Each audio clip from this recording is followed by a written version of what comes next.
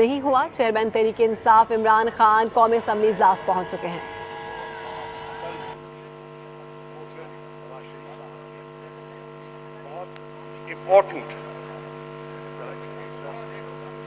کل انہوں نے بہت امپورٹنٹ نقطے اٹھائے پریس کانفرنس کے ذریعے، جو میں نے سنی اور آج اخبارات میں ان کا موقف چھپا ہے۔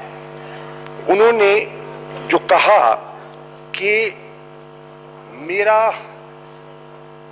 مجھے جو فارغ کیا گیا بنیادی طور پر کیونکہ میں نے جنرل مشرف کے خلاف ٹریزن کے مقدمے کو انیشیٹ کیا گیا، اور یہ ایک بھاری پتھر تھا جو مجھے اٹھانا پڑا، اور مجھے دھمکی دی گئی کہ ایسا نہ کیا جائے، لیکن میں اپنے موقف پر قائم رہا، اور اس کی سزا ملی مجھے کہ مجھے اپنا اقتدار سے مجھے ایک طرف کیا گیا۔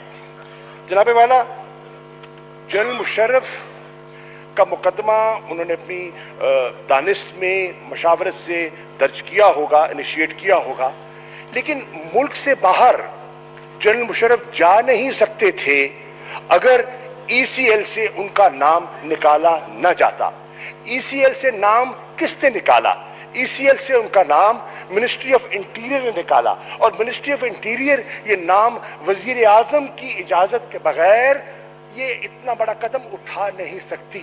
تو میں سمجھتا ہوں کہ یہ موقف کہ جنرل مشرف کو باہر میری مرضی کے بغیر بھیجا گیا، میں سمجھتا ہوں یہ درست نہیں ہے، اور یہ ان کی ایما سے اور ای سی ایل سے ان کا نام ہٹایا گیا اور ان کی ایما سے ان کو باہر بھیجا گیا۔